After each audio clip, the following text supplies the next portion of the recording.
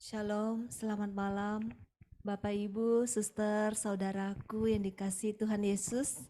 Terima kasih untuk kehadirannya malam hari ini. Kita akan memasuki Komsel besar yang ke-125. Mari kita siapkan hati kita hening sejenak di hadapan Tuhan.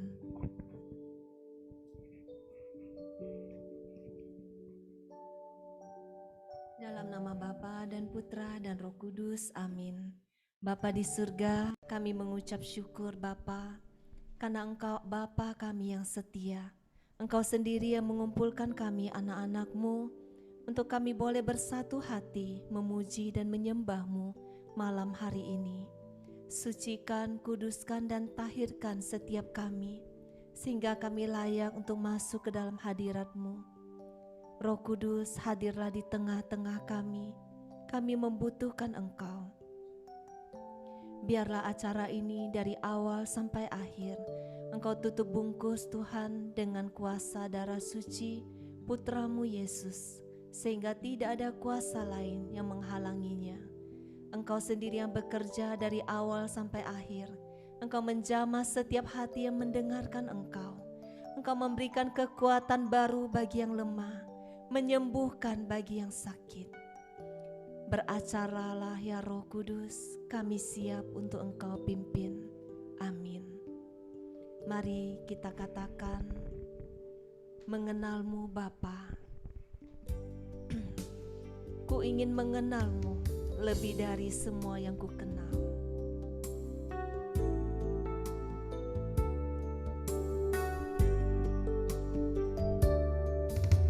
Bila ku buka mataku dan lihat wajahmu,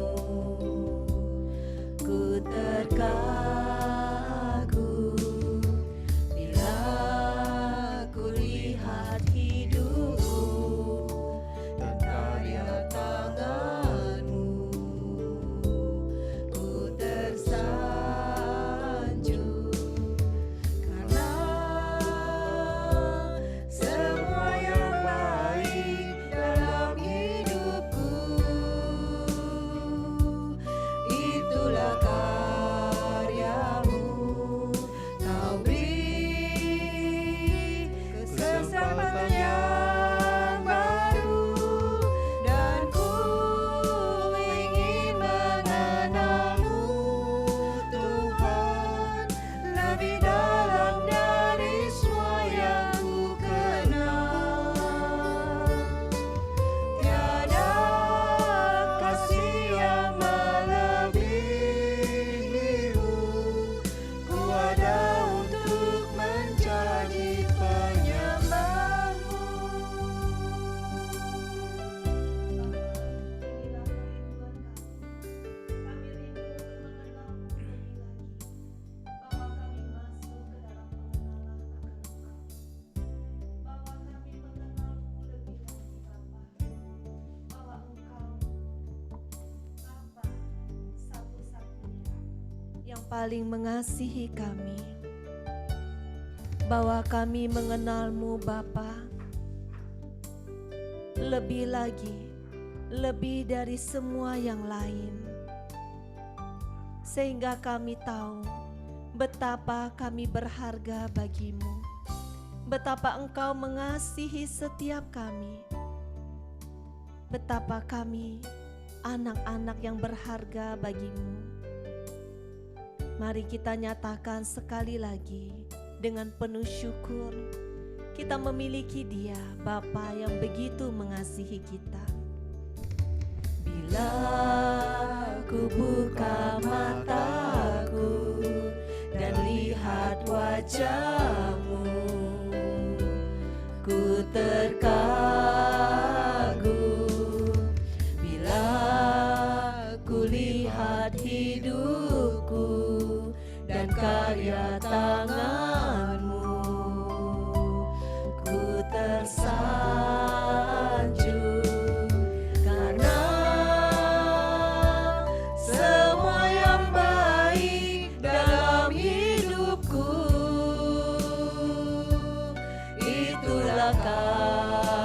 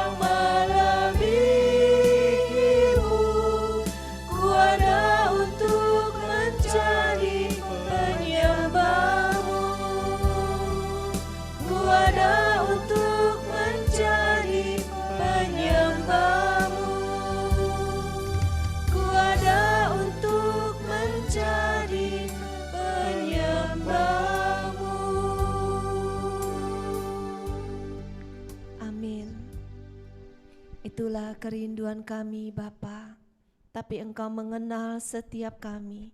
Betapa kami rapuh, betapa kami lemah, betapa kami tidak mampu untuk mengasihi-Mu, untuk mengenal-Mu lebih lagi. Kami sering jatuh karena ketidaktahuan mungkin, tetapi kadang kami juga sering jatuh walaupun kami sudah tahu itu dosa. Saat ini kami mohon ampun Bapa. Kami datang dengan rendah hati, mohon ampun untuk segala dosa dan kesalahan kami. Mari kita nyatakan dengan rendah hati.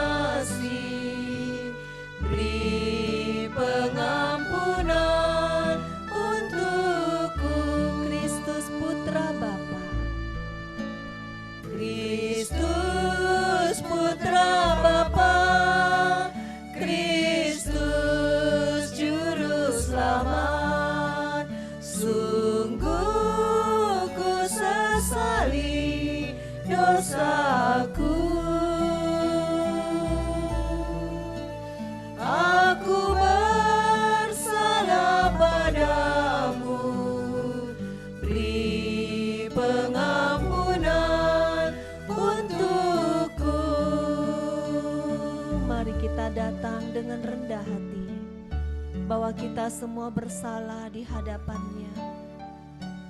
Ketika kita tidak mampu untuk mengampuni, ketika kita tidak mampu sabar, ketika kita tidak mampu untuk mengasihi, mari kita ulangi lagi lagu ini.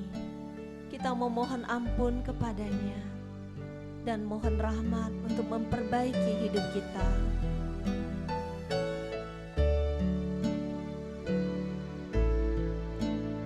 Dengan rendah hati aku mengakui atas dosaku selama ini.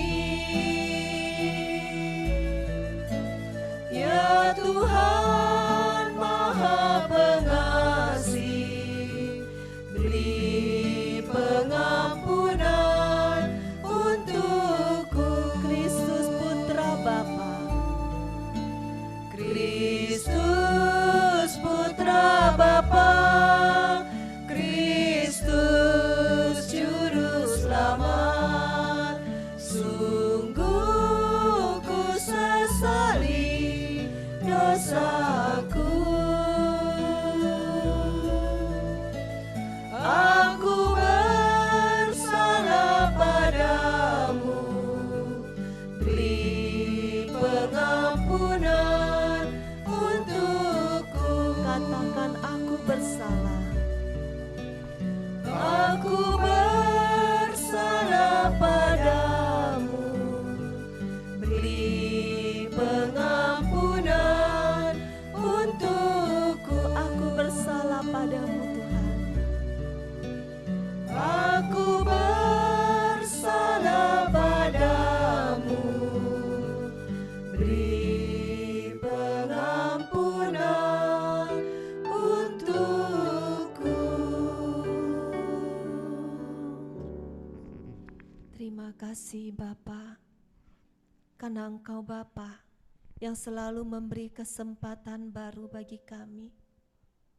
Ketika kami mau datang dengan rendah hati, Engkau Bapa yang selalu mau memeluk kami. Terima kasih Bapa, Saat ini kami mau masuk lebih dalam lagi. Kami mau datang dengan penuh keberanian, karena Engkau Bapa yang setia. Kami mau datang kepadamu Bapa. Kami mau berdoa dengan lagu ini, berjanji tetap setia sampai akhir untuk mengasihimu dan melayanimu. Mari kita nyatakan lagu ini sebagai doa kita. Ku mau tetap setia Tuhan.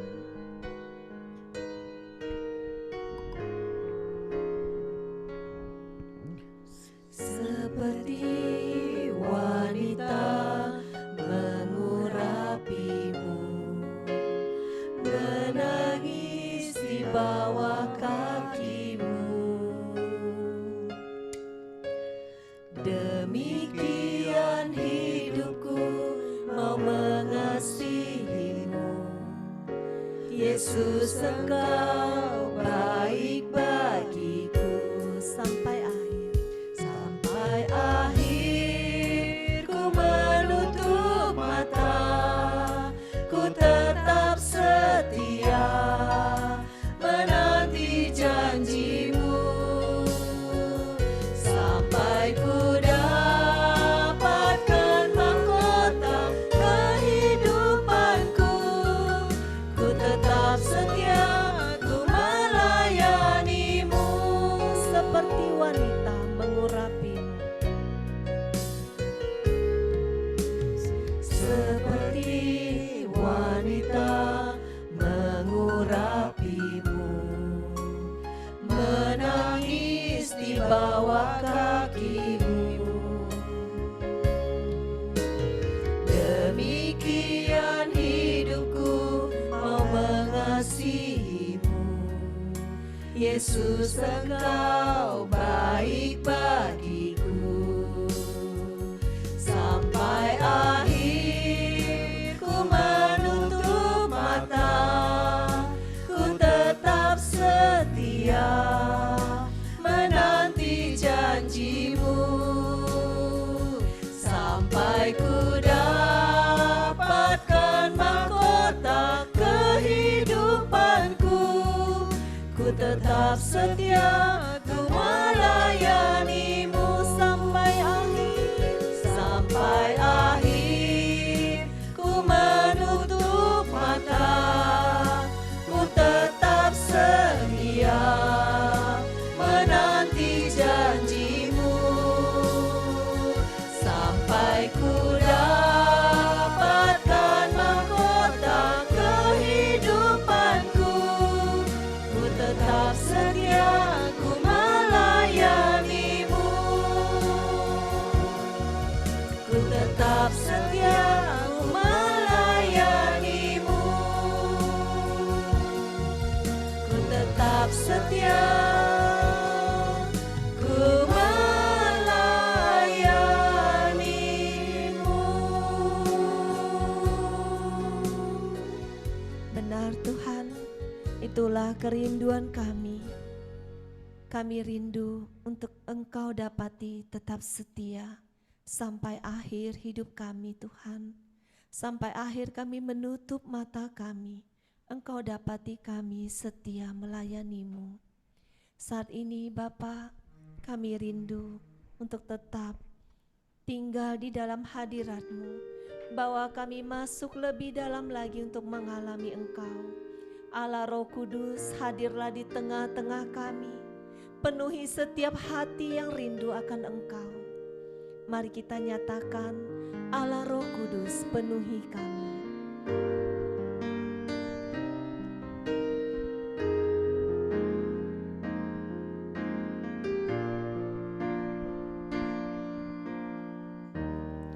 Allah Roh Kudus penuhi kami. Katakan dengan kerinduan, ku rindukan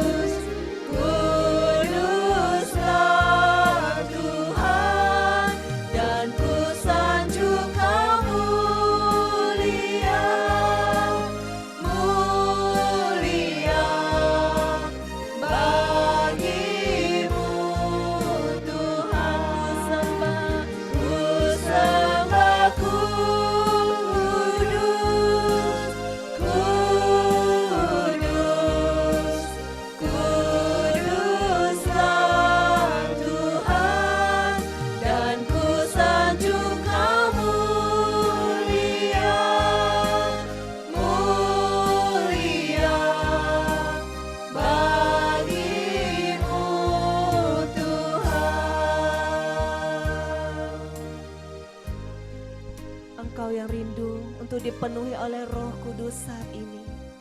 Mintalah dengan sungguh-sungguh, datanglah dengan kerinduan, angkat tanganmu, nyatakan sekali lagi dengan penuh kerinduan, Allah Roh Kudus penuhi kami.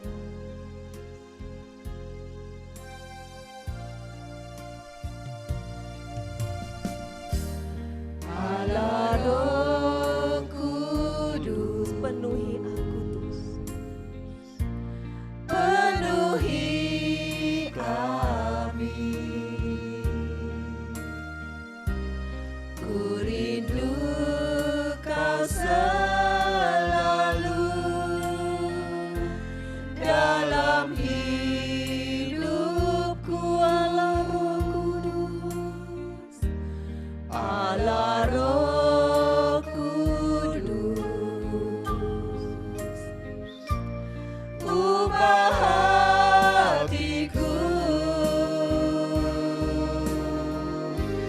jelikanku, jamalah ku rindu hadiratmu, ku sembah kudus, kudus, kuduslah Tuhan, dan ku sanjung Kau mulia, mulia bagimu Tuhan. Ku sembah kudus, kudus, kuduslah Tuhan, dan ku sanjung Kau mulia, mulia bagimu Tuhan. Ku sembah kudus, kudus, kuduslah Tuhan, dan ku sanjung Kau mulia, mulia bagimu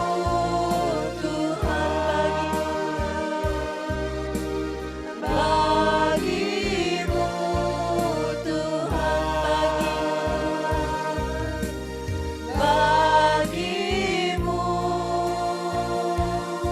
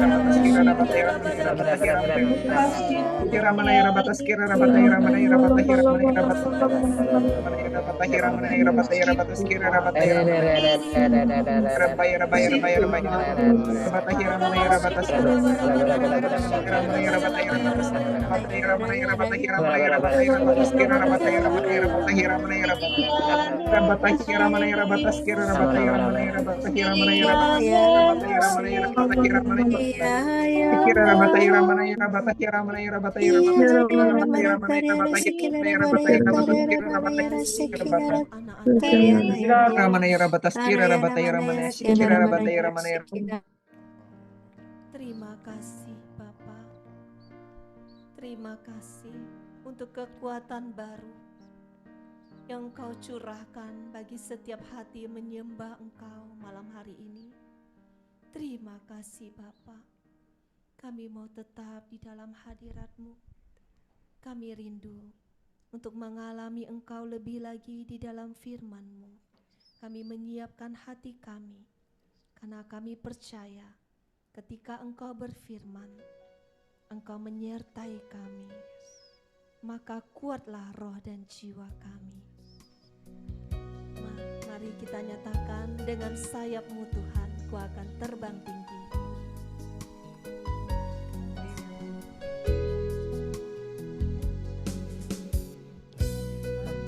Berkata Kau besertaku, maka kuat roh dan jiwaku. Di tangan-Mu Tuhan selalu ku nantikan, di setiap langkah ku percaya, dengan sayap-Mu ku akan terbang tinggi. Di tengah badai hidup ku tak menyerah. Kau kekuatan dan perlindungan bagiku, pertolonganku di tempat maha tinggi. Ku mengangkat tanganku, aku berserah.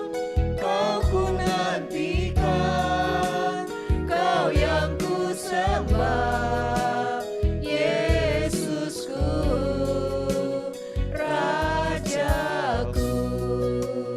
Kau ku nantikan, Kau yang ku sembah, Yesusku, Rajaku.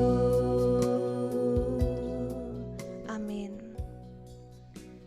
Saat ini Tuhan, kami mau duduk diam di hadapan-Mu, membawa hati yang haus dan lapar akan firman-Mu, makanan rohani bagi tubuh roh kami.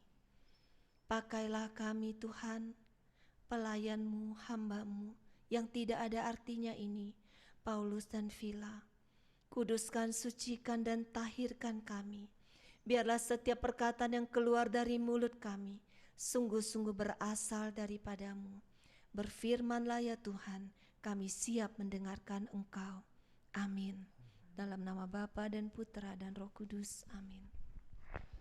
Bapak Ibu, tolong disiapkan kitab Hakim-Hakim 6. Hakim-Hakim bab 6.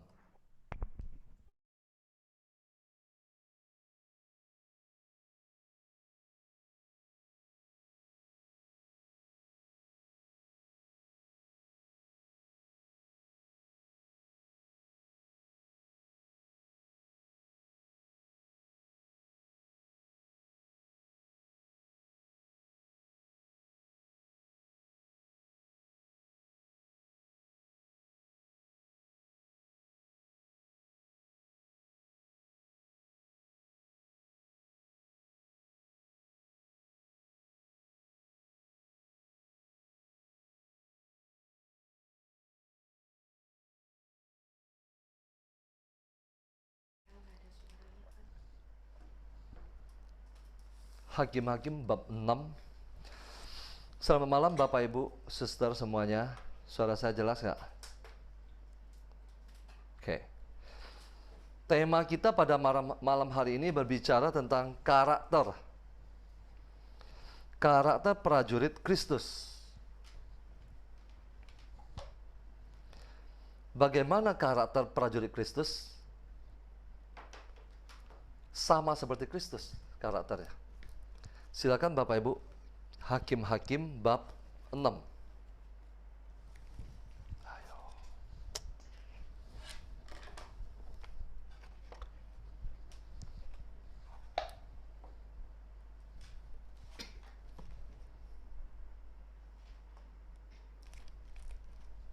Sudah ketemu? Oke. Kitab Hakim-Hakim bab 6 ayat ke-34.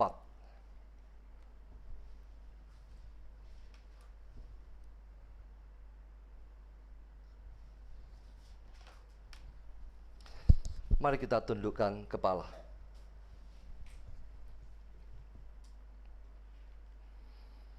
Selamat malam Bapa, Putra, dan Roh Kudus. Terima kasih Tuhan untuk seluruh penyertaan-Mu. Terima kasih kami boleh memuji, menyembah, memuliakan nama-Mu pada malam hari ini. Saat ini kami mau duduk diam mendengarkan suara-Mu. Singkirkan segala penghalang di dalam hati kami. Singkirkan di dalam nama Yesus. Biarlah pada malam hari ini Tuhan, Engkau nyatakan misteri kerajaan surga bagi kami. Sembunyikan hamba-Mu ini di belakang salib-Mu. Berfirmanlah Tuhan, kami siap mendengarkan. Amin.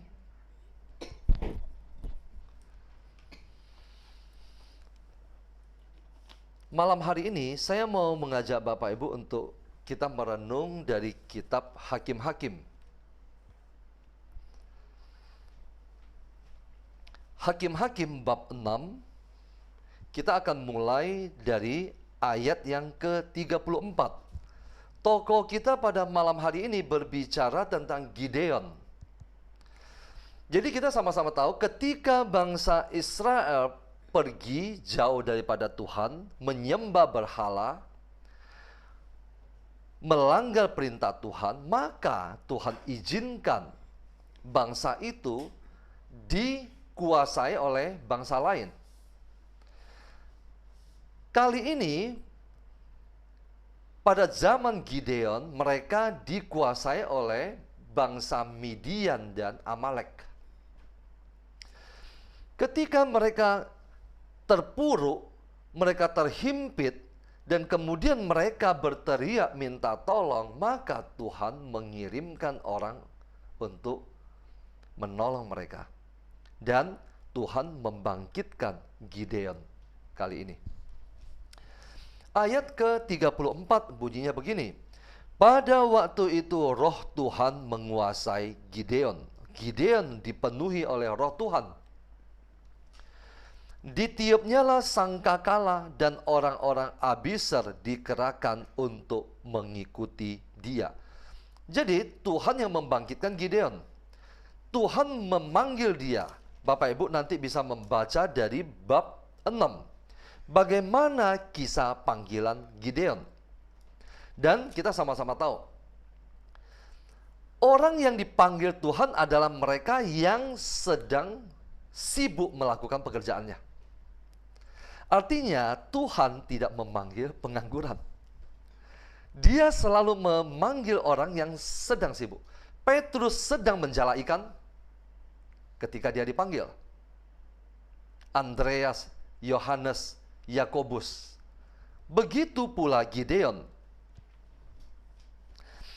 Ayat ke-35.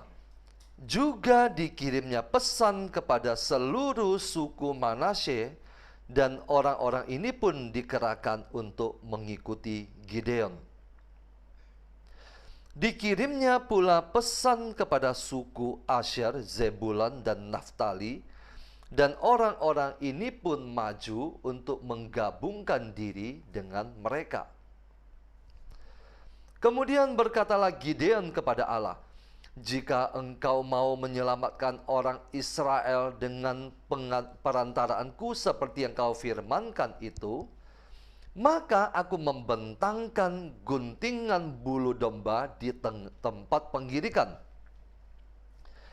Apabila hanya di atas guntingan bulu itu ada embun, tetapi seluruh tanah di situ tinggal kering, maka taulah aku bahwa engkau mau menyelamatkan orang Israel dengan perantaraanku seperti yang kau firmankan." Bapak Ibu, kita bisa melihat setiap di antara kita, bahkan seorang Gideon yang dipanggil secara khusus, dia pun masih tetap memiliki keraguan-raguan. Jadi, keraguan-raguan bukan sebuah persoalan di hadapan Tuhan. Bukan sebuah persoalan. Kalau Bapak Ibu mengalami sebuah panggilan, lalu Bapak Ibu bertanya kepada Tuhan, apakah benar ini panggilan atau bukan? Ada secerca keraguan-raguan, tidak masalah. Itu sangat umum. Ini juga dialami oleh Gideon. Dia meminta tanda. Dalam kasus ini, dia meminta tanda. Kalau hanya ada embun pada guntingan bulu, tetapi di seluruh tanah itu kering, maka saya percaya engkau mau menyelamatkan Israel lewat aku, kata Gideon. Ayat 38.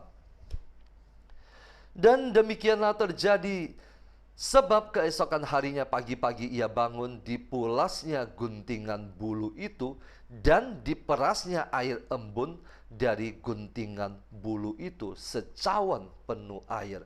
Bukan hanya basah, tapi guntingan bulu itu bisa diperas.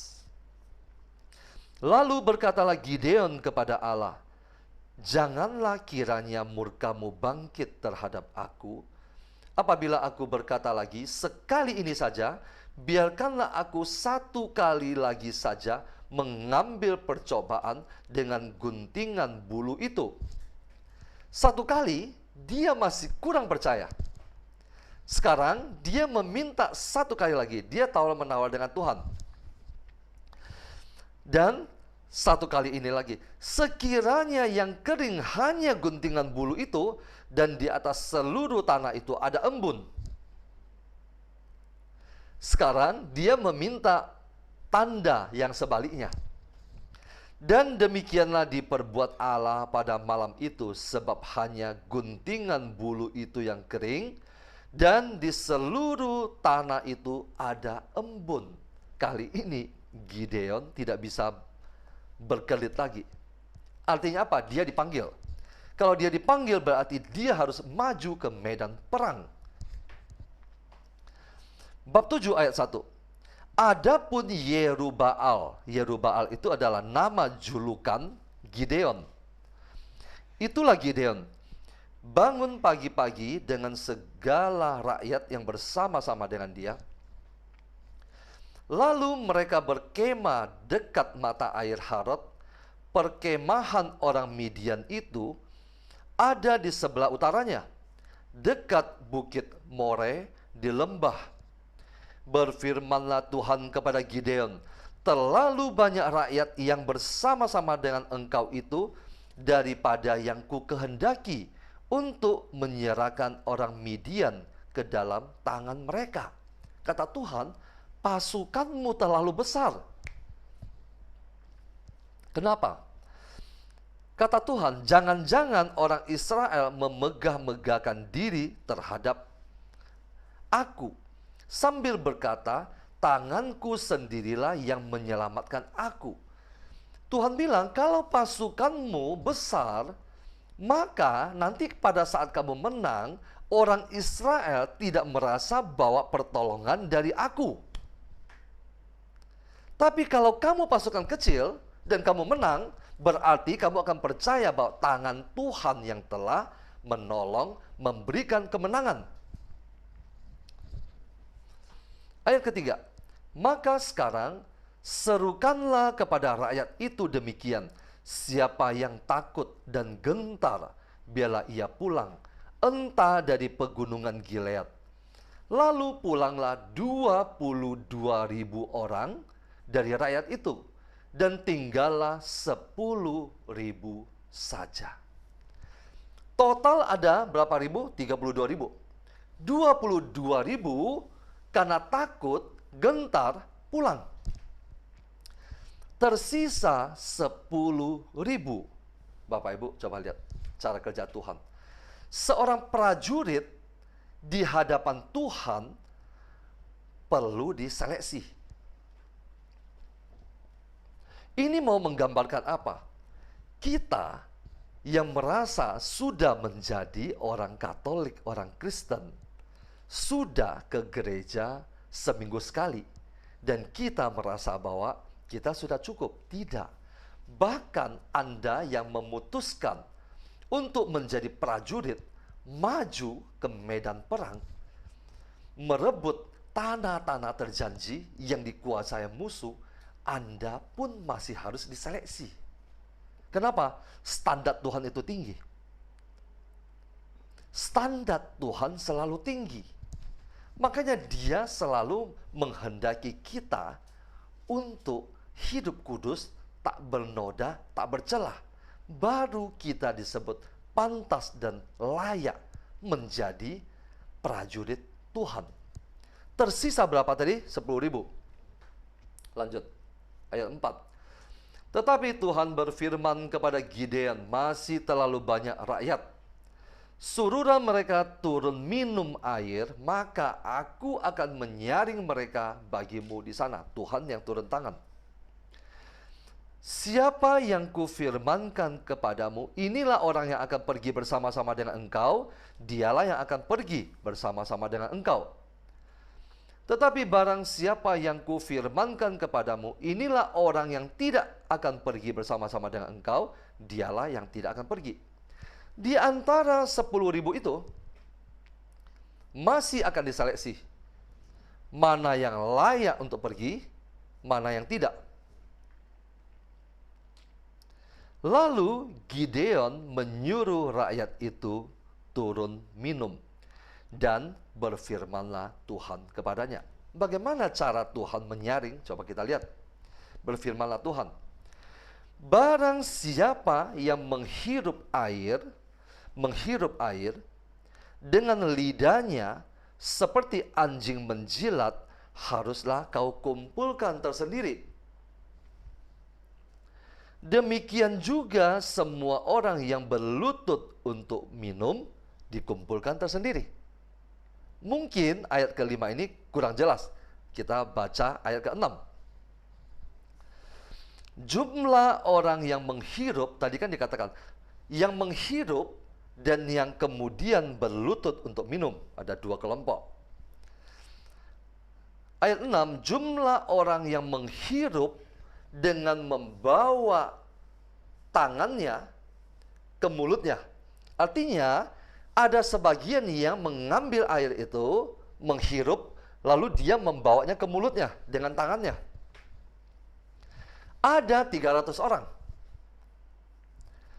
Tetapi yang lain dari rakyat itu semuanya berlutut minum air. Nah, saya ulang ya. Satu kelompok mengambil air dengan tangannya untuk minum, kayak begini. 300 orang. Berarti tersisa berapa orang? 10.000 dikurangi 300? 9.700. Ini yang buka toko pintar hitung. Yang sebagian besar itu turun minum dengan berlutut, lalu mulutnya langsung ke air itu. Bukan mengambil dengan tangan. Ayat ke-7, lalu berfirmanlah Tuhan kepada Gideon, dengan ke-300 orang yang menghirup itu, yang tadi begini, akan kuselamatkan kamu, artinya kuselamatkan bangsamu. Aku akan menyerahkan orang Midian ke dalam tanganmu. Tetapi yang lain dari rakyat itu semuanya boleh pergi masing-masing ke tempat kediamannya. Bapak Ibu coba lihat. Tadi 32.000. Pergi 22.000. Tersaring hanya 300. Standar Tuhan itu tinggi. Jangan mengira saya cukup ke gereja seminggu sekali, saya cukup memberikan kolekte, dan kemudian saya menjadi orang Kristiani yang biasa-biasa saja. Tidak cukup, Bapak Ibu. Anda yang menjadi, kita semua yang menjadi orang Kristiani biasa-biasa saja, tidak akan sanggup masuk menjadi prajurit-prajurit Tuhan.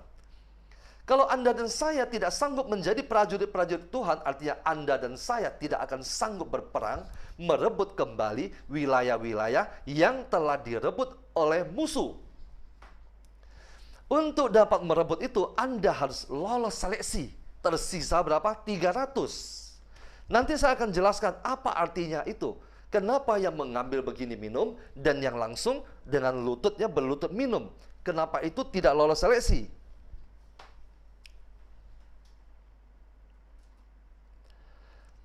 Ayat ke-8, dari rakyat itu mereka mengambil bekal dan sangkakala.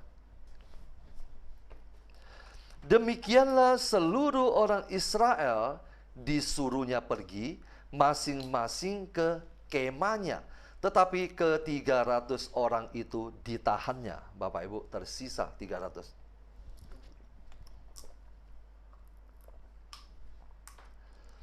Adapun perkemahan orang Midian ada di bawahnya. Di lembah, orang Midian ada di bawah, di lembah. Musuh ada di lembah. Bapak Ibu, membaca Alkitab sangat asik. Jauh lebih asik daripada membaca Kisah 3 Kerajaan. Ayat ke-9, pada malam itu berfirmanlah Tuhan kepadanya. Bangunlah, turunlah menyerbu perkemahan itu, perkemahan musuh, orang Midian. Sebab telah kuserahkan itu ke dalam tanganmu. Nah, ayat ini juga sangat luar biasa. Setiap kali Tuhan berfirman, Dia telah menyerahkan musuh ke dalam tanganmu. Secara fisik apakah itu sudah terjadi? Belum. Tetapi apa yang Tuhan sudah firmankan di alam roh sudah terjadi. Di alam roh, Tuhan sudah memberikan kepada bangsa Israel kemenangan terhadap musuh. Secara fisik belum terjadi. Kalau di alam roh sudah diberikan kemenangan, maka sebetulnya bangsa Israel hanya butuh merebutnya, berperang, dan dia pasti akan menang. Kenapa? Karena kemenangan sudah Tuhan berikan sebelum mereka berperang. Tetapi mereka tetap harus berperang. Tuhan katakan Dia memberikan janji berkat ini kepada Anda, tetapi Anda harus melangkah untuk mengambilnya.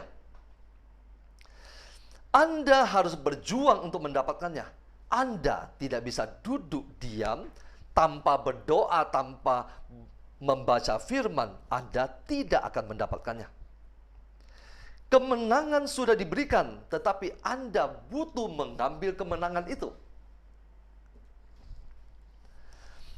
Lalu kata Tuhan, tetapi jika engkau takut untuk turun menyerbu, turunlah bersama dengan Pura. Pura itu nama bujangnya, Gideon, ke perkemahan itu. Bapak Ibu, kita sama-sama tahu, Gideon baru saja dibangkitkan sebagai hakim.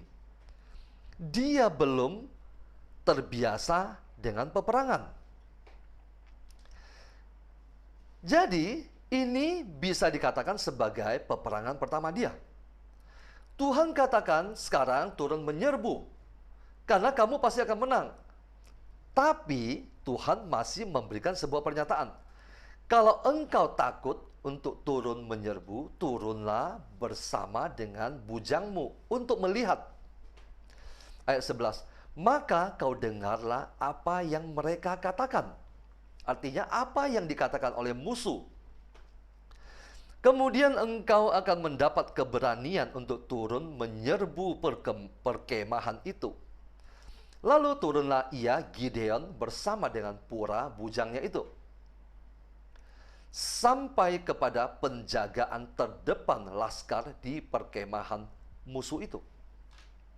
Adapun orang Midian dan orang Amalek dan semua orang dari sebelah timur itu bergelimpangan di lembah itu. Coba perhatikan, seperti belalang banyaknya. Dan unta mereka tidak terhitung seperti pasir di tepi laut banyaknya. Apa artinya? Pasukan musuh sangat besar. Sangat besar. Mereka baru berapa banyak? 300. Ketika Gideon sampai ke situ, kebetulan ada seorang menceritakan mimpinya kepada temannya. Di perkemahan musuh itu, Gideon mendengar pembicaraan mereka. Ada seorang menceritakan mimpinya kepada temannya. Katanya demikian, aku bermimpi, tampak sekeping roti jelai terguling masuk ke perkemahan orang Midian. Setelah sampai ke kemah ini, dilanggarnya kemah ini sehingga roboh dan dibongkar bangkirkannya. Demikianlah kemah ini habis runtuh. Pasukan musuh sangat besar. Gideon 300. Tapi Tuhan katakan, aku sudah memberikan kemenangan kepada kamu. Kalau kamu takut, coba kamu dengarkan apa yang mereka katakan. Musuh bermimpi. Mimpinya sekeping roti jelai. Roti jelai gimana cara itu ya? Roti tawar gitulah. Sekeping roti tawar terguling masuk ke perkemahan. Tapi roti tawar itu sanggup menghancurkan seluruh perkemahan. Apa itu roti tawar? Roti tawar yang tidak ada tenaga dan artinya yang lembek begitu adalah pasukan Gideon. Tetapi hanya dengan sekeping roti itu sanggup menghancurkan seluruh perkemahan musuh. Musuh sudah diperingatkan dalam mimpi bahwa mereka akan mengalami kekalahan. Ayat 14, lalu temannya menjawab musuh itu, ini tidak lain dari pedang Gideon bin Yoas. Gideon, anak Yoas, orang Israel itu. Allah telah menyerahkan orang Midian dan seluruh perkemahan ini ke dalam tangannya. Bapak Ibu, pasukan musuh begitu besar. Kita melihat persoalan kita begitu besar. Daud melawan Goliat. Goliat adalah raksasa. Goliat adalah lambang persoalan besar. Yesus katakan, kalau kamu punya iman, kamu sanggup memberikan perintah kepada gunung. Gunung melambangkan sesuatu yang besar. Tapi kalau Tuhan yang memberikan kemenangan, bahkan sekeping roti tawar saja, berguling-guling, masuk ke dalam perkemahan musuh, sanggup untuk menghancurkan itu semua. Karena tangan Tuhan. Ayat penutup 15. Segera sesudah Gideon mendengar mimpi itu, diceritakan dengan maknanya, sujudlah ia menyembah. Kemudian pulanglah ia ke perkemahan orang Israel, lalu berkata, bangunlah, sebab Tuhan telah menyerahkan perkemahan orang Midian ke dalam tanganmu. Bapak Ibu silakan baca, lanjutkan sendiri. Kenapa kita selalu harus melihat di balik peristiwa yang terjadi? Kenapa kita harus selalu masuk mencari apa yang Tuhan ingin tunjukkan di alam roh bagi kita? Karena apa yang kita lihat secara fisik selalu berlawanan dengan apa yang bisa atau sanggup kita lihat di alam roh. Kita melihat musuh besar. Di alam roh, dia sudah dikalahkan. Kita melihat persoalan keluarga kita begitu besar. Tetapi Tuhan katakan, sesungguhnya kita sudah diberi kemenangan. Kita hanya butuh maju, berperang untuk menghancurkannya, merebut kembali. Sekarang saya mau jelaskan tentang kasus kisah minum tadi. Pasukan Gideon diseleksi. Itu adalah gambaran dari Anda dan saya. Kita memutuskan ingin menjadi prajurit-prajurit Tuhan. Standar Tuhan tinggi. Dia akan seleksi kita. Dia akan seleksi siapapun juga yang memiliki karakter prajurit Kristus, baru kita sanggup untuk maju berperang. Tanpa karakter kita diubah, karakter kita sama seperti karakter Kristus, Anda dan saya belum menjadi anak-anak Allah. Mereka yang mengambil minum dengan kedua tangannya, mengambil air lalu minum, diperbandingkan dengan berlutut dengan kepalanya langsung minum air yang di bawah situ. Apa bedanya? Yang mengambil minum artinya mereka minum sambil tetap waspada. Dia minum. Setitik pun dia tidak lengah. Tetapi mereka yang minum dengan berlutut, dengan kepalanya membenamkan ke bawah, mereka tidak siap, tidak sanggup, belum pantas menjadi prajurit. Cara minum yang mau dikisahkan dalam teks kitab suci ini berbicara tentang karakter. Karakter. Mereka yang minum dengan kedua tangannya memiliki kewaspadaan yang tinggi. Mereka itulah yang layak menjadi prajurit Tuhan. Tuhan katakan, berjaga, waspadalah dan berjaga-jagalah. Oke, Bapak Ibu. Saya akan menunjukkan satu teks, satu ayat dari Matius bab 10 ayat 16. Saya akan bacakan saja. Bapak Ibu tetap bisa konsen mendengarkan saya. Jadi sekali lagi, minum dengan membawa air dengan tangannya ke mulutnya menunjukkan sebuah kewaspadaan. Minum dengan tetap waspada terhadap sekeliling. Waspada. Di dalam Matius bab 10 ayat 16, coba kita perhatikan apa yang Yesus katakan. Lihat, aku mengutus kamu seperti domba ke tengah-tengah serigala.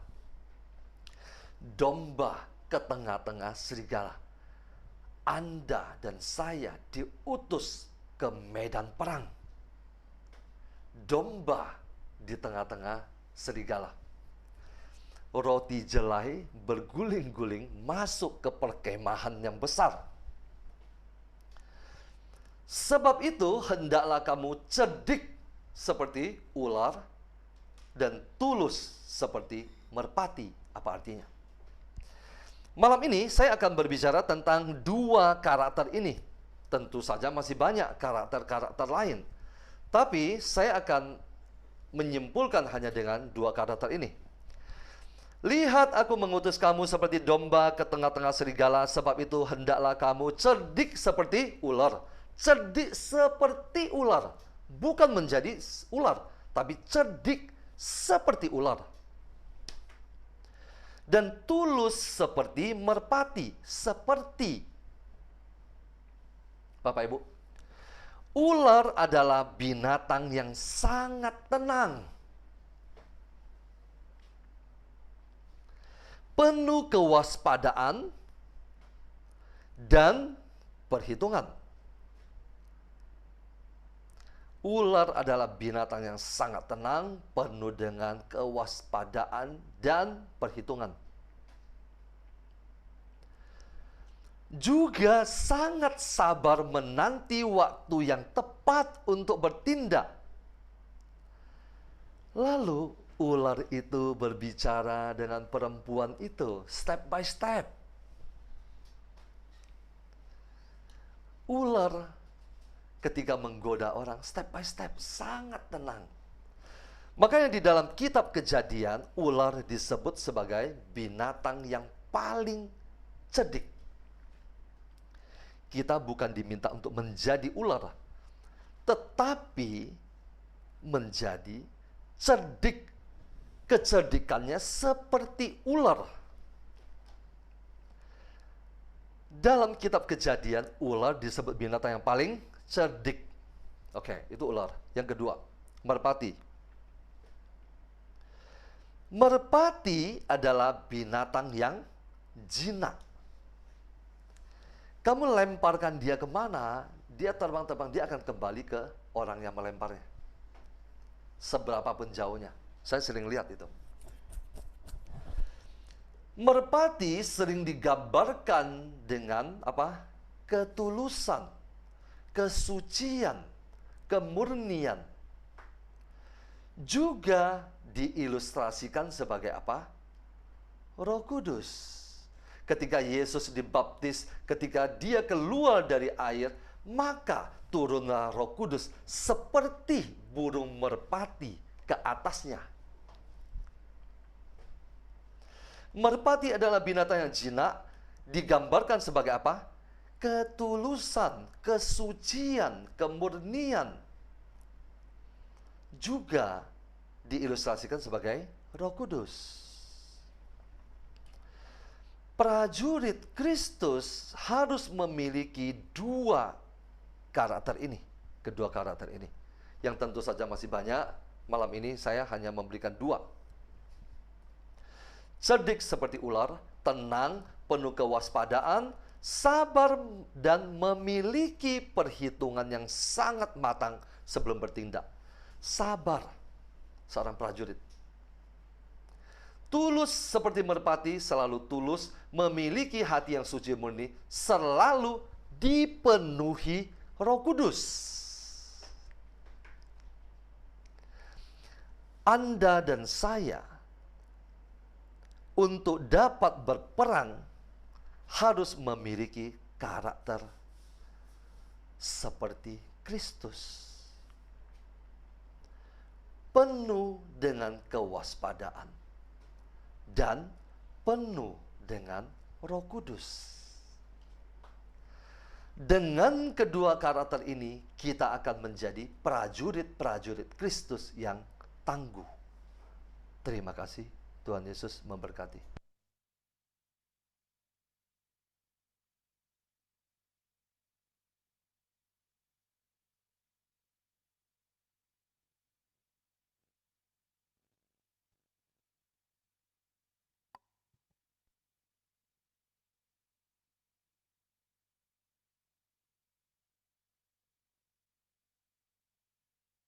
Prajurit Kristus. Saya lanjutkan. Kita sudah tahu bahwa kita semua dipanggil untuk menjadi prajurit-prajurit Kristus untuk memenangkan pertandingan iman, memenangkan diri kita sendiri, memenangkan berkat-berkat dan janji-janji Tuhan, memenangkan jiwa-jiwa orang-orang terdekat kita, keluarga kita, pasangan, orang tua, atau domba-domba yang Tuhan percayakan di dalam komunitas. Merebut kembali jiwa-jiwa orang yang kita kasihi yang masih di lembah dosa, masih terikat dengan kegelapan, masih menjadi budak dosa, atau yang masih ditawan dalam kuasa kegelapan dengan perjanjian-perjanjian di alam roh datang ke orang pintar, ke dukun, peramal, atau yang sakit penyakit, yang masih depresi, yang masih ketakutan. Itu semua butuh peperangan. Memenangkan setiap persoalan-persoalan yang kita alami di dunia ini, dan mendapatkan kembali berkat-berkat Tuhan yang sudah dijanjikannya. Itu semua butuh peperangan. Tugas seorang prajurit Kristus adalah memenangkan jiwanya sendiri dan jiwa-jiwa orang-orang yang Tuhan percayakan dengan tetap memelihara iman. Dan selamat dari tipu muslihat musuh, yaitu iblis yang mengincar kita semua untuk masuk ke dalam kebinasaan kekal. Itu tujuan musuh. Karakter prajurit yang bisa memenangkan peperangan. Saya tulis beberapa poin. 1, punya mental yang kuat dan tangguh. Karena itu Tuhan ingatkan terus di sesi yang lalu, kuatkan dan teguhkanlah hatimu. Ini masih ada kaitannya. Prajurit perang tidak takut terhadap persoalan yang datang, tetapi punya daya juang yang besar.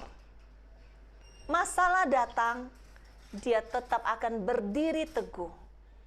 Dia akan tetap punya mental yang kuat dan tangguh untuk berperang. Dia pantang menyerah untuk menghadapi persoalan demi persoalan. Itu mental seorang prajurit. Yang kedua, ada hati yang tabah dan sabar. Tadi sudah disinggung sedikit poinnya oleh Pak Paulus. Dia tidak ciut dan tawar hati saat hadapi badai. Tetap ada ketenangan, ketabahan, kesabaran. Prajurit itu tidak lahir tiba-tiba. Seorang prajurit yang tangguh tidak lahir tiba-tiba. Ada proses yang membentuk karakter ini menjadi seorang prajurit yang tangguh. Proses ini butuh hati yang tabah dan sabar. Dalam Ibrani 12 ayat 1-2 dikatakan, karena kita mempunyai banyak saksi bagaikan awan yang mengelilingi kita, marilah kita menanggalkan semua beban dan dosa yang begitu merintangi kita, dan berlomba dengan tekun dalam perlombaan yang diwajibkan bagi kita. Jadi di sini ada menanggalkan semua beban dan dosa yang begitu merintangi kita. Di dalam perlombaan ini, di dalam peperangan ini, ada sebuah proses menanggalkan dosa. Kita lanjutkan, marilah kita melakukannya dengan mata yang tertuju kepada Yesus, yang memimpin kita dalam iman, dan yang membawa iman kita itu kepada kesempurnaan, yang dengan mengabaikan kehinaan tekun memikul salib ganti sukacita yang disediakan bagi Dia, yang sekarang duduk di sebelah kanan tahta Allah. Jadi ada mata yang tertuju kepada Yesus. Ada tujuan. Ada mata yang fokus kepada tujuan. Yang ketiga, disiplin yang tinggi sehingga ada sebuah kewaspadaan. Diproses melalui latihan-latihan yang tadi butuh hati yang sabar dan jadwal-jadwal yang padat untuk membentuk sebuah kedisiplinan. Kita lihat ya, prajurit perang di negara manapun ada harga yang mereka bayar untuk menjadi seorang prajurit yang tangguh. Ada latihan-latihan fisik yang dilakukan setiap hari untuk membuat tubuh fisik mereka itu kuat, lebih sehat, lebih kuat, tegap, punya imun yang bagus secara jasmani untuk siap berperang. Nggak bisa tiba-tiba kita mau masuk jadi prajurit perang. Ada proses, ada latihan di situ. Kalau di peperangan rohani yang kita lakukan sekarang, kita juga melakukan latihan itu setiap hari. Kita bangun pagi-pagi untuk misa. Kita lakukan rosario. Kita membaca firman Tuhan. Itu semua adalah latihan-latihan supaya tubuh roh kita menjadi kuat. supaya imun roh kita juga kuat. Ada konsistensi di dalam latihan ini, sehingga kita selalu berjaga-jaga. Bukan kadang-kadang. Makanya kita nggak bisa, kalau kita udah bolong, coba lihat ya, perhatikan yang sudah melakukan 5 senjata itu dengan tekun, dengan konsisten. Coba sekali Anda bolong. Lihat, Anda pasti kalah dalam peperangan di hari itu. Musuh pasti menyerang pikiran, Anda tiba-tiba menjadi mudah marah, meledak. Kok tiba-tiba nggak bisa tidur lagi? Kok bisa tiba-tiba takut lagi? Artinya Anda sudah kalah dalam peperangan. Jadi bukan kadang-kadang, tapi tiap hari, sehingga kapanpun perang itu terjadi, seorang prajurit perang sudah standby. Sudah punya kesiapan perang, baik secara kekuatan fisik maupun senjata perang. Ada kewaspadaan. Jadi bukan tunggu musuh datang baru latihan. Tunggu musuh datang baru mulai puasa, baru mulai baca firman. Sudah terlambat. Kalau kita nggak latihan terus, tubuh kita tidak punya imun yang kuat. Kita di KPH melakukan 5 senjata ini sebagai latihan rohani kita setiap hari. Secara tidak langsung kita membentuk otot-otot rohani kita makin kuat. Imun kita makin kuat. Berjalan setiap hari dengan senjata perang yang lengkap, dengan penuh kewaspadaan. Itu membuat musuh tidak mudah untuk menyerang kita. Itu membuat musuh tidak gampang untuk menjatuhkan kita. Kita akan selalu menang di dalam peperangan, karena setiap hari itu ada peperangannya. Dan kapanpun peperangan itu terjadi, kita siap untuk memenangkannya. Karena masalah ketika dia datang, itu tidak permisi dulu. Dia tidak izin dulu, aku mau datang loh di hidupmu tanggal segini. Enggak. Masalah dalam hidup kita itu datang tanpa permisi. Musuh selalu datang bersama masalah. Jika Anda tidak berjaga-jaga, Anda akan kalah di dalam peperangan. Contoh misalnya kami yang pelayanan, tiba-tiba ada yang minta doa pelepasan. Orang itu sudah kerasukan. Kalau kita tidak siap dengan senjata perang, kita tidak latihan setiap hari, masa kita mau bilang, tunggu saya puasa dulu, saya mau misa dulu. Orangnya sudah kerasukan. Ketika kita sudah siap untuk berperang, kapanpun kita siap untuk melakukan perang itu. Kita siap untuk mengusir musuh itu pergi saat itu juga. Karena kita selalu siap dengan senjata perang. Seperti itu. Ya. Yang keempat, punya mental yang siap berkorban. Seorang prajurit perang tidak bisa lagi memikirkan kepentingan dirinya sendiri, ego dan kenyamanannya sendiri. Jika Anda sudah memutuskan untuk pergi berperang, Anda harus punya semangat siap berkorban. Kalau seseorang takut berperang, takut mati, dia bukan seorang prajurit. Dalam Lukas 9 ayat 23 dikatakan, kata Yesus kepada mereka semua, setiap orang yang mau mengikuti aku, ia harus menyangkal dirinya, memikul salibnya setiap hari dan mengikuti aku. Menyangkal diri, artinya mau berkorban dengan kepentingan diriku sendiri, mau melawan keinginan dagingku sendiri, nafsuku, egoku. Ada sebuah pengendalian diri. Dan ini butuh latihan terus-menerus. Karena itu kita melatih daging kita dengan penyangkalan diri dengan cara berpuasa.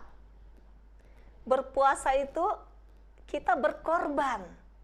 Kita mau menyangkal daging kita. Sehingga ketika semakin seseorang kuat di dalam berpuasa, dia akan makin kuat di dalam rohnya untuk berperang. Itu bisa dibuktikan masing-masing. Mau memikul salib artinya rela menderita. Ada semangat mau berkorban untuk sebuah tujuan. Banyak yang datang RPH mau melakukan 5 senjata, itu untuk mendoakan anak, mendoakan suami. Ada hati yang mau berkorban di sana. Apalagi yang datang dengan membawa doa permohonan untuk orang-orang yang dia kasihi, yang sakit, yang terikat kuasa gelap. Ada pengorbanan di sana, ada hati yang mau berkorban. Persoalan-persoalan yang kita alami, entah itu sakit penyakit, keluarga, anak, pasangan, ekonomi, dan segala persoalan di dunia yang kita alami ini, adalah kendaraan yang dipakai musuh untuk menghancurkan kehidupan kita, terutama iman kita. Ketika seseorang sakit, tubuhnya diserang. Ketika tubuh itu lemah, semuanya itu diserang, rohnya juga lemah, jiwanya juga menjadi lemah. Imannya semakin hari akan semakin lemah. Menghancurkan iman, sehingga orang tidak percaya bahwa Tuhan itu ada, bahwa Tuhan itu punya kuasa. Itu tujuan iblis. Dalam 2 Timotius 4 ayat 7 dikatakan, aku telah mengakhiri pertandingan yang baik. Aku telah mencapai garis akhir dan aku telah memelihara iman. Jadi sesungguhnya hidup ini adalah sebuah perlombaan, pertandingan, peperangan. Dan dikatakan, aku telah mencapai garis akhir. Dan aku telah memelihara iman. Itu yang paling penting. Di saat kita mencapai garis akhir, apakah iman itu tetap terpelihara? Karena iman itulah yang membawa kita kepada kehidupan kekal. Di Ibrani 11 ayat 6, tetapi tanpa iman tidak mungkin orang berkenan kepada Allah. Sebab barang siapa berpaling kepada Allah, ia harus percaya bahwa Allah ada dan bahwa Allah memberi upah kepada orang yang sungguh-sungguh mencari Dia. Tanpa iman tidak mungkin orang berkenan kepada Allah. Iblis tahu persis ini. Tanpa iman kita tidak mungkin sampai ke surga. Karena itu di dalam kehidupan ini iblis akan berjuang supaya kita tidak punya iman. Kemenangan peperangan kita sampai akhir adalah memelihara iman ini. Sampai ketika kita pulang, kita didapatinya punya iman dan bisa masuk ke dalam kehidupan kekal bersamanya. Misi musuh yaitu iblis dengan segala perjuangannya adalah menghancurkan iman, supaya semua anak-anak Tuhan ini binasa. Selain karakter prajurit, ketika Anda mendaftarkan diri menjadi seorang prajurit di negara manapun, Anda harus memastikan tubuh Anda harus sehat dulu. Tanpa stamina tubuh yang sehat dan kuat, Anda tidak akan lulus masuk untuk menjadi seorang prajurit. Tubuh sakit-sakitan, sudah tidak nafsu makan, kering kerontang, jangan berpikir untuk menjadi prajurit perang. Peperangan rohani juga membutuhkan stamina tubuh roh yang kuat. Prajurit dalam dunia nyata, di dunia ini butuh stamina tubuh jasmani yang kuat untuk berperang. Mereka makan teratur, latihan fisik teratur, supaya tubuhnya makin kelihatan berotot, makin kuat. Dalam peperangan rohani kita butuh juga stamina roh yang kuat dan sehat. Menyambut tubuh Kristus itu adalah makanan bagi roh kita, bukan makanan daging. Jadi ada yang bertanya, kalau puasa boleh nggak menyambut tubuh Kristus? Tubuh Kristus itu bukan makanan daging, itu makanan roh. Jadi boleh disantap ketika kita puasa. Firman Tuhan memberi makan roh kita. Puasa itu tadi mematikan daging, tetapi memberi makan roh Anda. Firman Tuhan juga memberi makan roh Anda. Doa rosario, pengakuan dosa, semuanya itu makanan bagi roh kita. Sehingga otot-otot rohani kita semakin kuat dan sehat. Seseorang yang tubuhnya lemah, sakit, atau tertawan musuh tidak bisa ikut berperang.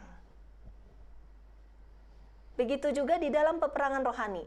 Karena itu Tuhan sangat konsen dengan kesembuhan kita dulu.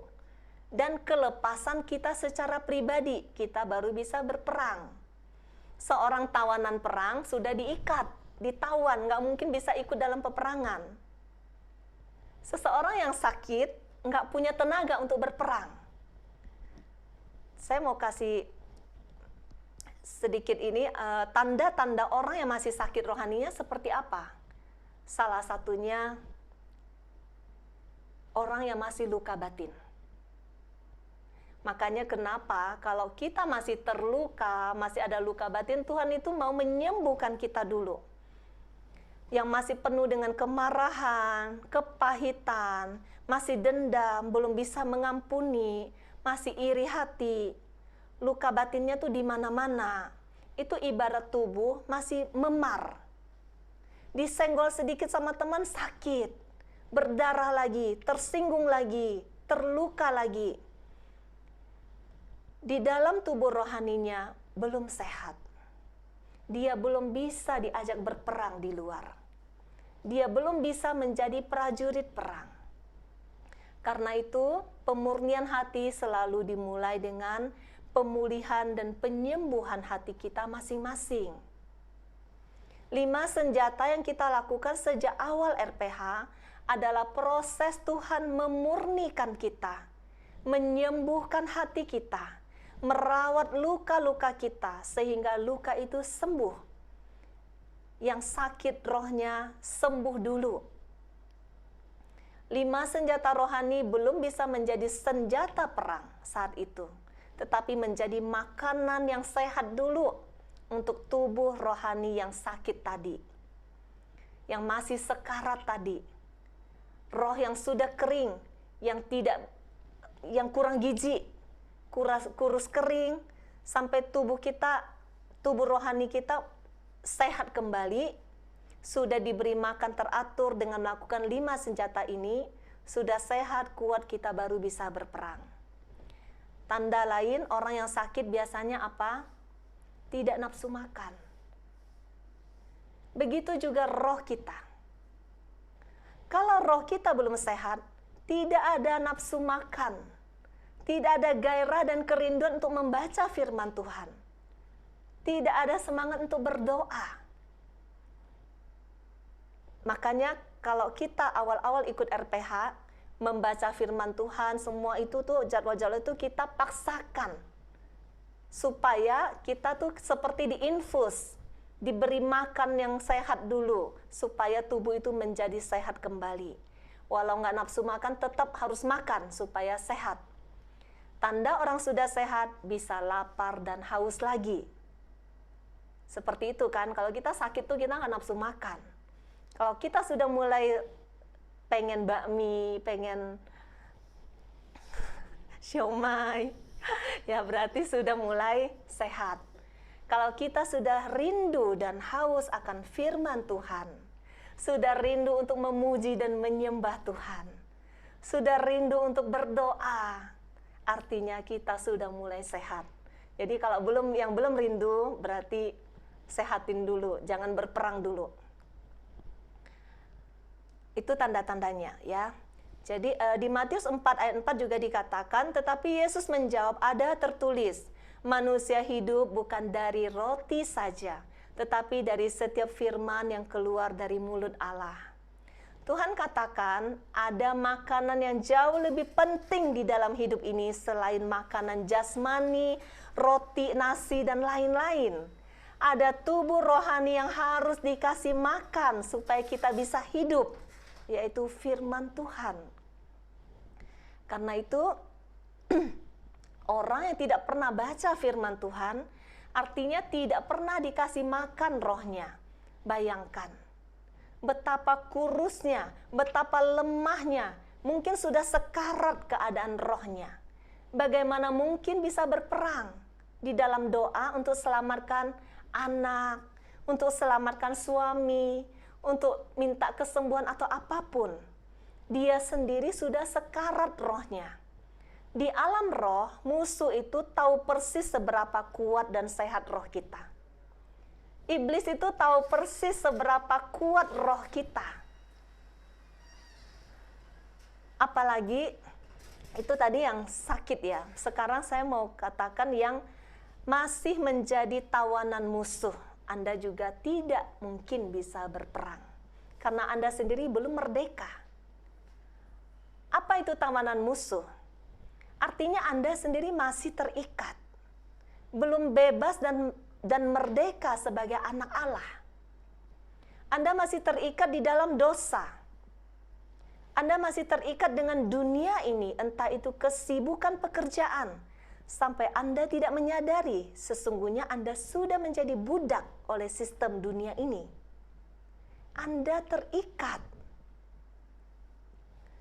Atau Anda masih hidup di dalam ketakutan, kepanikan, depresi. Semua itu tanda roh Anda masih tertawan. Anda masih di dalam tawanan musuh. Ketika Anda berdoa teriak-teriak untuk pertobatan pasangan Anda, ketika Anda berperang dalam doa untuk kesembuhan anak Anda, pertobatan untuk orang-orang yang Anda kasihi, ketika Anda berdoa untuk berkat-berkat Tuhan, Anda akan selalu kalah dalam peperangan. Karena tubuh roh Anda sendiri masih tertawan. Masih belum merdeka.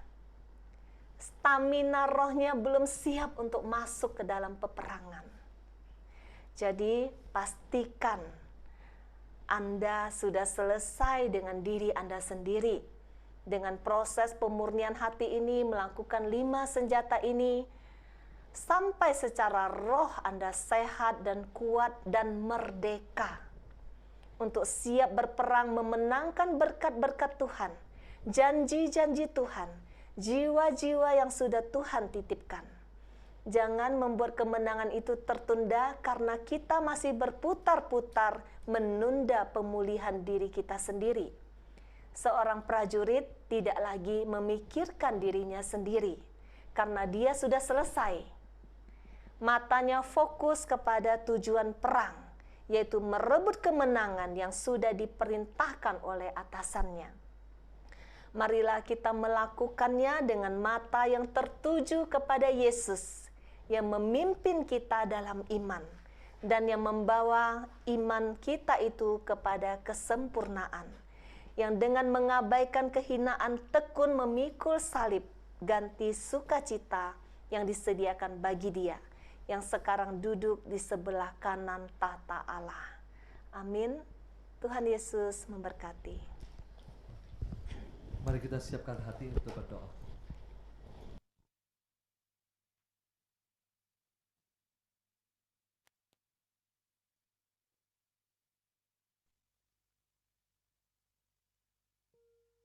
Kita nyanyikan lagu Allah Roh Kudus penuhi kami. Lagu keempat mungkin Allah Roh Kudus. Kita nyanyikan lagu ini sebagai doa kita.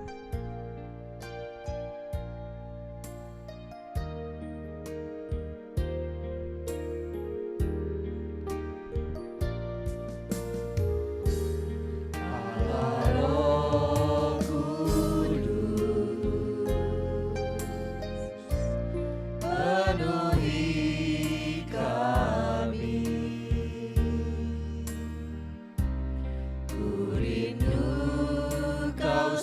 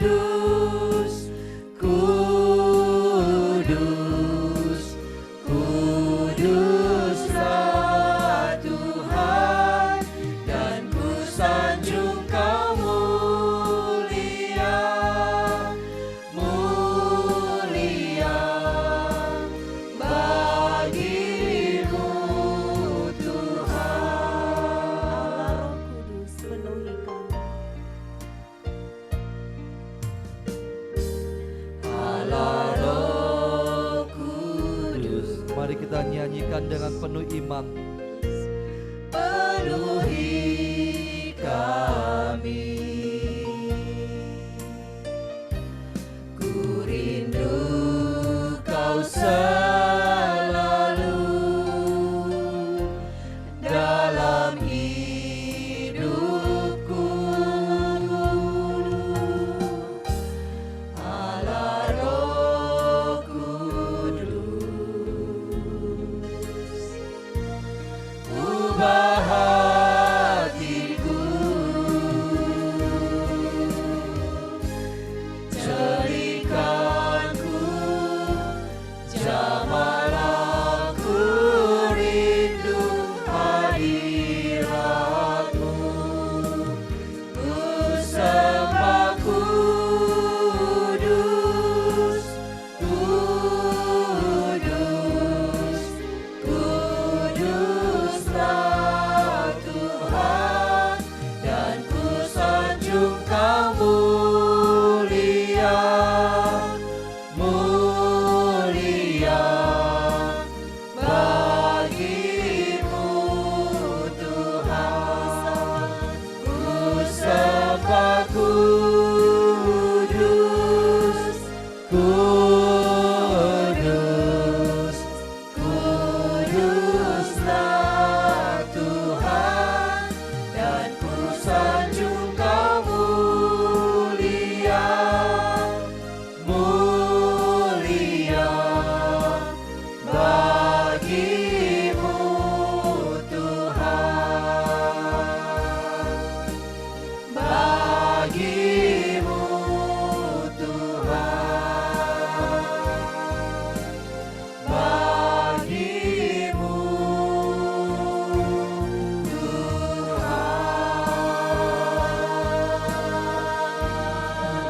Kira rabat ya rabat kira mani rabat kira rabat ya rabat kira rabat ya rabat kira mani rabat kira kira rabat ya rabat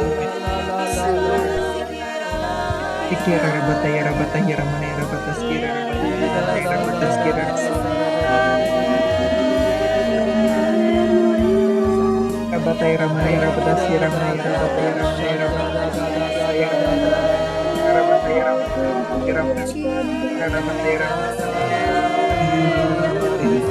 Rabataya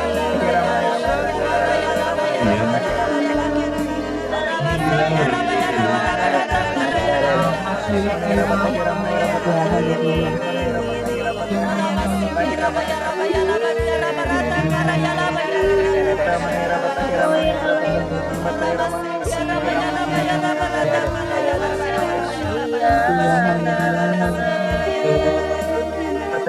Rabataya Ramaya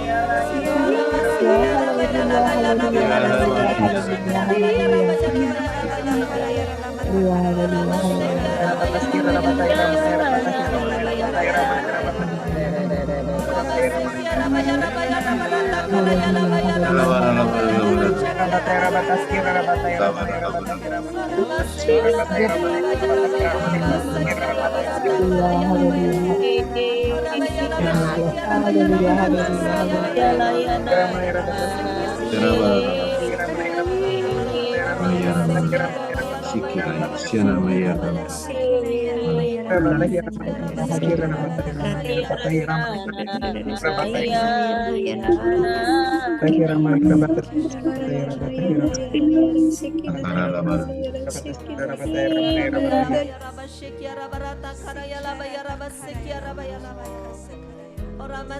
Ramaya Rabataya Rabataya Engkau yang saat ini sedang sakit, angkat tangan.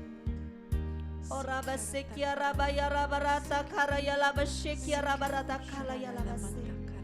Ora masekia rabaya rabarasa kirata kalaya labaya rabashekia rabarata kalaya. Rama sekia rabaya rabarata kalaya rabashikia rabadakasi.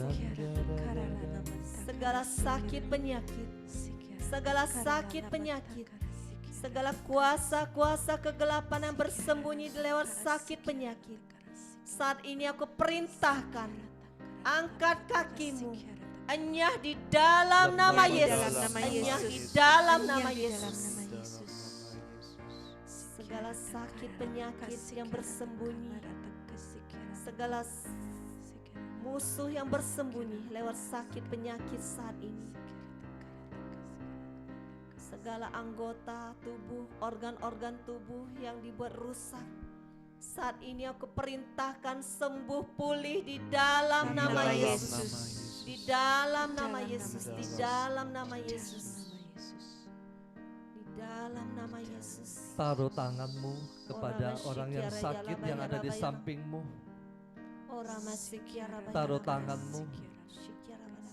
Taruh tanganmu kepada yang sakit di sampingmu. Ya, taruh tanganmu. Sentuh, sentuh. Taruh tanganmu di atas kepalanya.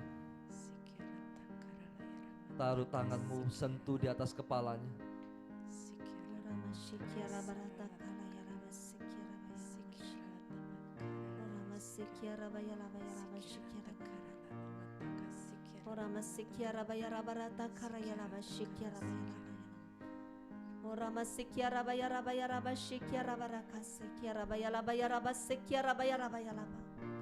Segala roh yang sakit, segala jiwa yang sakit, segala tubuh yang sakit, saat ini aku perintahkan sembuh di dalam nama Yesus, di dalam nama Yesus, di dalam nama Yesus, dalam nama Yesus. Oh ya laba shikia laba lata karaya laba sikia laba ya laba. Oh rama shikia laba ya laba. Segala sel-sel kanker, segala sel-sel ganas yang menyerang tubuh anak-anak Tuhan, saat ini aku perintahkan kering di dalam nama Yesus, di dalam nama Yesus, di dalam nama Yesus. Segala jaringan-jaringan tubuh yang rusak, kuasa-kuasa kegelapan yang bersembunyi lewat sakit penyakit, saat ini aku perintahkan engkau kering mati di dalam nama Yesus. Di dalam nama Yesus, segala sel-sel ganas, sel-sel kanker, aku perintahkan engkau kering di dalam nama Yesus. Di dalam nama Yesus. Segala darah yang tidak normal, aku perintahkan saat ini sembuh di dalam nama Yesus. Darah Yesus mengalir di dalam tubuhmu saat ini. Darah Yesus yang tercurah di kayu salib menyembuhkan engkau saat ini. Ora masyikia rabarata kalaya laba syikia rabaya rabaya laba. Ora basikia rabaya rabarata kalaya laba ya laba syikia rabarata kalaya laba ya raba syikia rabaya raba. Api Roh Kudus membakarmu saat ini. Api Roh Kudus membakarmu kering saat ini di dalam nama Yesus, di dalam nama Yesus. Orang masyikia rabaya rabaya rabaya. Segala tulang-tulang yang rusak, segala tulang-tulang yang sakit saat ini aku perintahkan sembuh di dalam nama Yesus. Sembuh di dalam nama Yesus. Oh ya rabasyikia rabarata karaya labasyikia rabaya laba. Oh ya rabasyikia rabaya rabaya rabasyikia rabaya labaya rabasyikia rabaya laba. Segala sakit kepala saat ini aku perintahkan engkau sembuh di dalam nama Yesus. Sembuh di dalam nama Yesus, di dalam nama Yesus.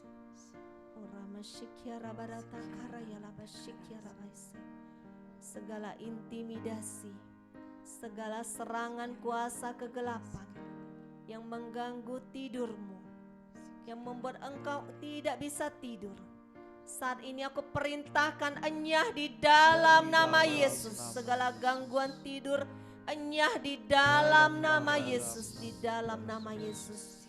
Kuasa Tuhan mengalir saat ini. Terimalah dengan iman. Dia yang mengampuni engkau, dialah yang menyembuhkan engkau. Terima kasih Tuhan, terima kasih Tuhan. Orama shikiara barata karaya lama shikiara. Orama sikiara baya lama shikiara baraya sikiara. Terima kasih Tuhan. Terima kasih Tuhan, pada malam hari ini Engkau telah membangkitkan begitu banyak prajurit-prajurit Amin. dengan karakter yang menyerupai Engkau. Amin. Dengan karakter-karakter seperti yang Engkau inginkan. Amin Tuhan. Engkau membangkitkan kami menjadi prajurit-prajurit untuk berjuang di dalam keluarga kami. Terima kasih Tuhan. Terima kasih Tuhan. Terima kasih. Biarlah kami semua yang Engkau pilih Tuhan untuk menjadi prajurit-prajurit-Mu. Kami mau membuka hati kami untuk Engkau bimbing, Engkau pimpin, untuk Engkau sucikan, murnikan, tahirkan sesuai dengan standar yang Engkau inginkan. Biarlah kami lolos dalam seleksi demi seleksi Tuhan. Biarlah kami akan tampil sebagai pemenang. Terima kasih Tuhan, terima kasih Tuhan. Secara khusus pada malam hari ini kami mengucap syukur dan terima kasih Tuhan untuk peperangan kami, untuk praise and worship kami yang baru saja selesai di Batam dan juga di Singapura Tuhan. Terima kasih Tuhan, Engkau yang selalu tampil berjalan di hadapan kami untuk memberikan kemenangan demi kemenangan Amin. kepada kami. Engkau yang menjamah anak-anak-Mu dimanapun juga mereka berada. Terima kasih Tuhan, terima kasih Tuhan. Secara khusus pada malam hari ini juga Tuhan, kami mau mendoakan mereka yang sedang mengikuti RPH. Biarlah Engkau bawa mereka masuk ke dalam pertobatan. Engkau sucikan, Engkau murnikan mereka Tuhan. Juga kami berdoa bagi setiap keluarga yang sedang berproses dalam pemulihan Tuhan. Engkau pulihkan Tuhan. Engkau pulihkan. Engkau pilih salah satu dari antara mereka untuk menjadi prajurit, untuk menjadi pahlawan di dalam keluarga mereka, untuk merebut kembali jiwa-jiwa yang di dalam keluarga mereka yang sedang tertawan. Terima kasih Tuhan, pakai kami Tuhan, pakai kami. Pakai kami, anak-anak-Mu ini. Engkau yang pulihkan ekonomi setiap keluarga Tuhan. Tidak ada yang terlalu besar bagi-Mu Tuhan. Engkau sanggup memulihkan segala sesuatu. Karena Engkau adalah pencipta kami. Engkau sanggup memulihkan segala sesuatu. Pulihkanlah ekonomi anak-anak-Mu ini yang sedang berjuang Tuhan.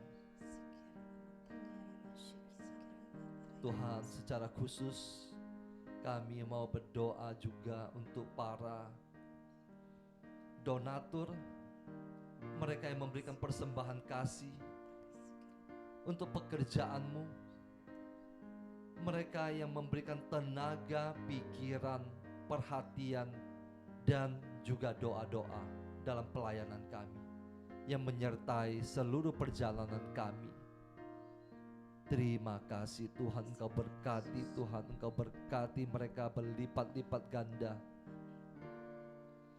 Terima kasih Tuhan untuk malam hari ini. Kami boleh berkumpul bersama Tuhan, memuji, menyembah, memuliakan nama-Mu. Saat ini Tuhan, kami mau mengakhiri semuanya. Ubah kami masing-masing Tuhan, supaya kami dapat memiliki karakter seperti yang Engkau inginkan, supaya kami semua menjadi prajurit-prajurit yang tangguh untuk kapan saja, di mana saja, untuk Engkau utus ke dalam peperangan untuk merebut kembali jiwa-jiwa yang sedang tertawan. Terima kasih Tuhan, terima kasih Tuhan, terima kasih Tuhan. Kiranya berkat dari Allah Bapa kita yang mengasihi kita, kasih karunia dari Tuhan kita Yesus Kristus, persekutuan dengan Allah Roh Kudus menyertai Anda dan saya sampai selama-lamanya. Kemuliaan kepada Bapa dan Putra dan Roh Kudus, seperti pada permulaan, sekarang, selalu, dan sepanjang segala abad. Amin. dalam nama Bapa dan Putra dan Roh Kudus. Amin.